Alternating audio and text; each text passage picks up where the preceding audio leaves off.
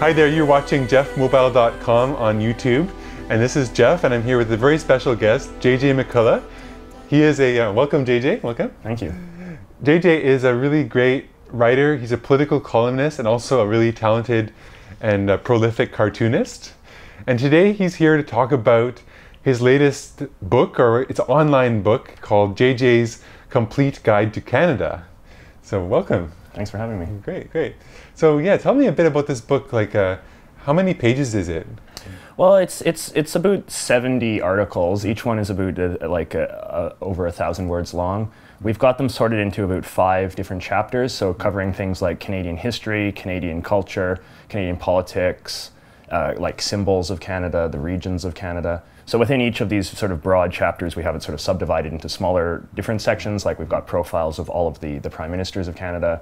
We've got discussions about the flags of Canada and the provinces, profiles of all the different provinces.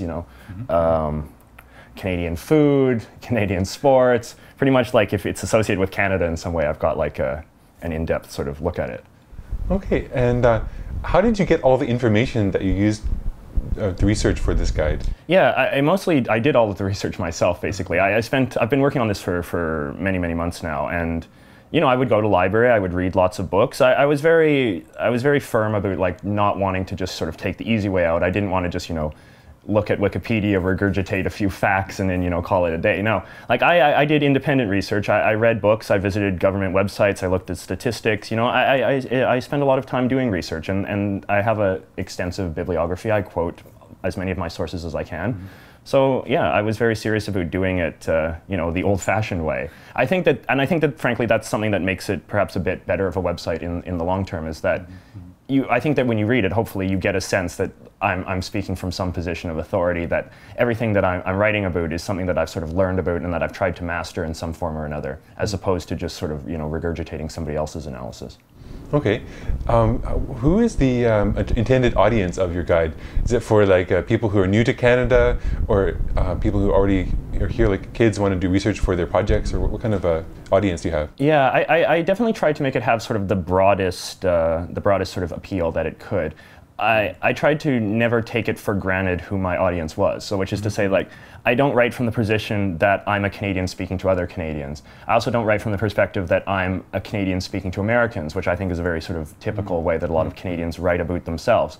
So I tried to take nothing for granted, and I tried to write it in terms of sort of the broadest general audience that I could. So I think I've written it in language that is adult, but not so adult that it's kind of academic or off-putting to younger people.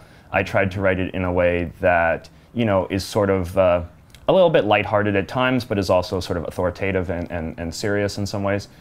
I tried to make analogies to other countries when appropriate, not exclusively the U.S., but not exclusively not the U.S. either. So yeah, no, I really that's a good question, and I put a lot of effort into trying to make it not with one particular audience in mind, but with sort of appeal to a broad audience. Yeah, absolutely. And I hope that it would be useful to people like new Canadians and like students and like just foreigners who are curious about the country. Cool. And what motivated you to create this guide? I feel very seriously about making good nonfiction writing. Like it's the kind of writing I think at the end of the day that I like doing the most.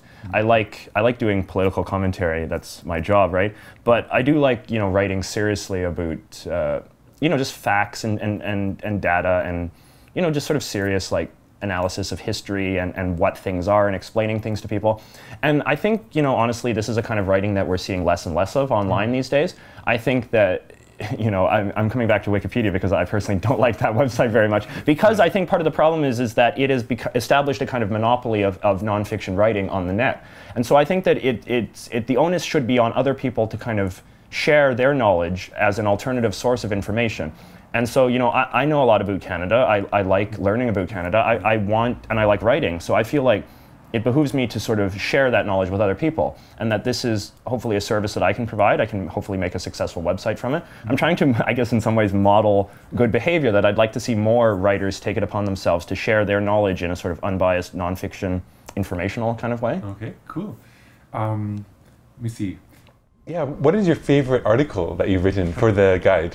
Well, I like politics a lot and I like history a lot, so I liked writing those sections, and I think it shows, hopefully. I liked researching all of the prime ministers. I just think some of those essays are some of the best writing on the guide, because it's really sort of short and tight. But I also kind of liked some of the stuff that I didn't know as much about. Like, I didn't know as much about going in some of the stuff about the geography of Canada, or about the economy of Canada.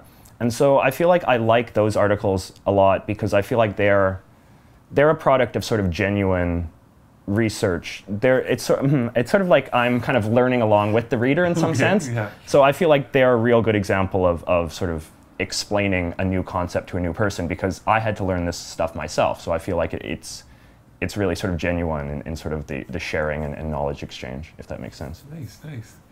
I know you're doing a lot of other projects too. You're a writer for the Huffington Post at the moment, and you've done many cartoons on your political cartoons, which attracted a large audience. How do people find your other works? Okay, well, my main website is filibustercartoons.com. That's where all of my cartoons are. I've got links there to all of my articles and my writing. There's a link there that you can visit to see my archive of Huffington Post stuff. That's the main sort of hub at the moment, where you can see all of my stuff. Yeah. And how do people access your JJ's Complete Guide to Canada? Okay. Well, there's a link on Filibuster, but you can also just go to the website address, which is just thecanadaguide.com, and that should hopefully steer you in the right direction and hopefully have some fun exploring. Great. Well, I look forward to checking it out myself and sharing it with people on YouTube. So thanks a lot for coming in today, JJ. Yeah, no problem, Geoff. Great to be here. See you later.